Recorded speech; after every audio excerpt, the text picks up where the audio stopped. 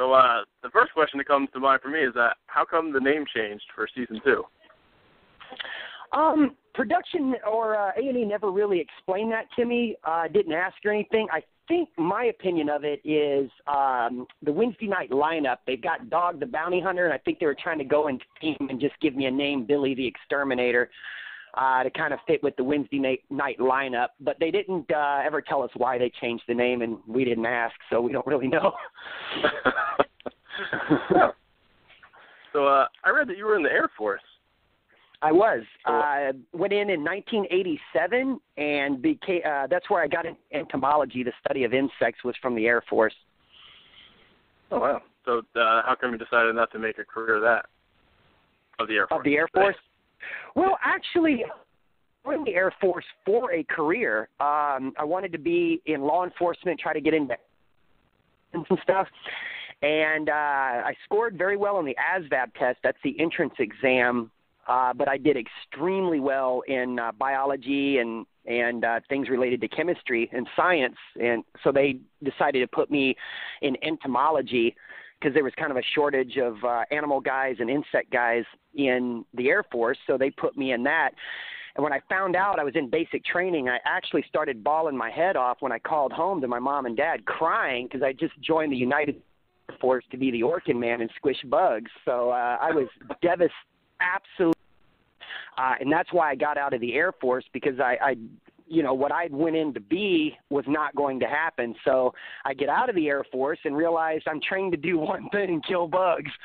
So I took on a job in New Jersey with a pest control company, worked up quick as a manager with the company. And when my dad retired, we started VexCon in 96. Wow. So that's kind of a short version of what happened. Oh. So now, do you ever use any of your military training to help you with your job today? Oh, absolutely. I think our uniforms was heavily by the Air Force, the military uniforms when I was in. The way I learned the job and everything is still the way I do it from the way the Air Force taught me. When I got into the Air Force, they put me in a technical training school for 8 weeks, and I was in the classes like 10 hours a day, tons of homework, and I really got schooled well. Most people that get into my career field, pest control, don't get that type of intense training like the Air Force gave me or the military did. And there's really no colleges that can give you that type of intense field training. So I really do thank the Air Force for the training. Cool. So now, did you fly when you were in the Air Force? No, I strictly dealt with insects and animals. I was on the flight line all the time, trying to stop the birds from landing on the flight line and sucking, the birds in a $30 million jet loaded with munitions. You can imagine the catastrophe that could cause with a bird impact. Oh, yeah. and hitting wild coyotes running across the flight line. Birds, they're when they defecate, that's very corrosive to the planes and the hangars. So I had to make sure that all the birds were out of the hangars. It was pretty intense. And anytime we had deployments, I had to know, depending on where we were deployed around the world, what type of problems we were dealing with out there, so I could at the campsites. So it was a lot of intense training, and it helped me immensely and throughout the rest of my life so far. Cool. So did Hurricane Katrina have any type of adverse effect on your job or the ecosystem down there?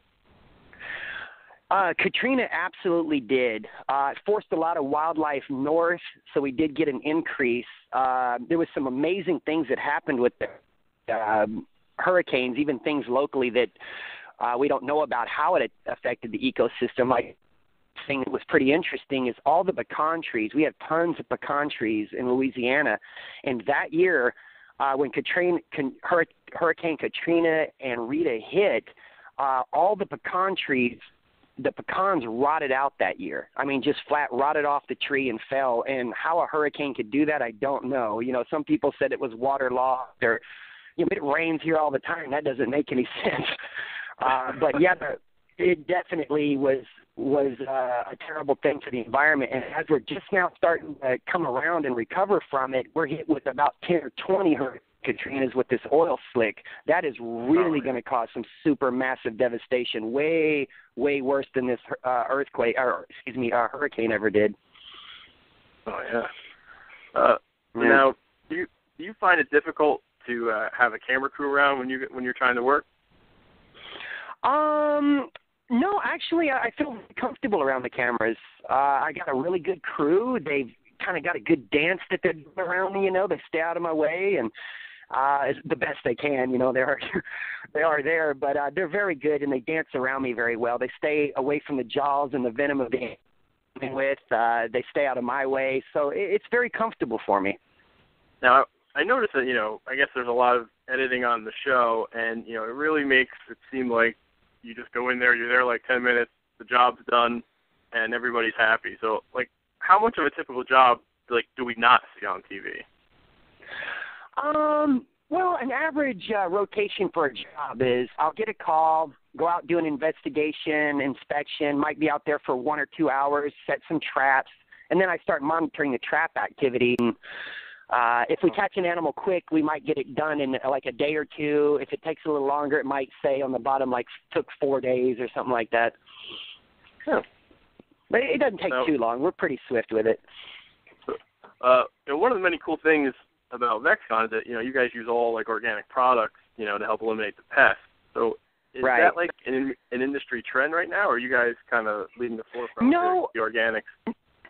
Well, the industry, the chemical companies are putting out new products that are, and every generation they're safer for the environment and more effective against insects.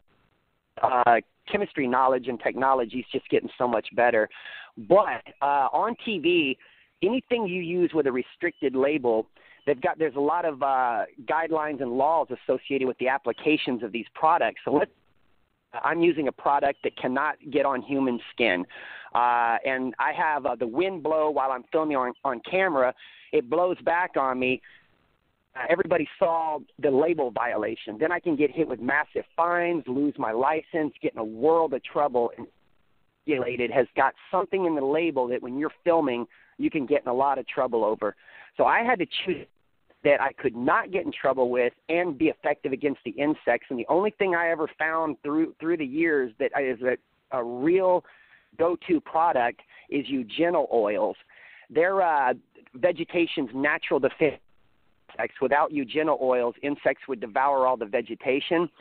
And the insects have it's kind of an energy or adrenaline called octopamine, and the eugenol oils from the vegetation are natural octopamine inhibitors. And what's cool about that is only have this chemical octopamine. No other animal world has it. Not birds, amphibians, reptiles, mammals. I can spill this stuff in a fish.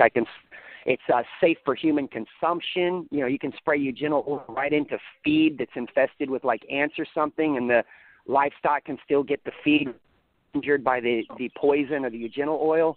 So it's a fantastic product. To answer your question shortly, because it keeps me out of trouble. Now, do you have a running count of all your on-the-job injuries?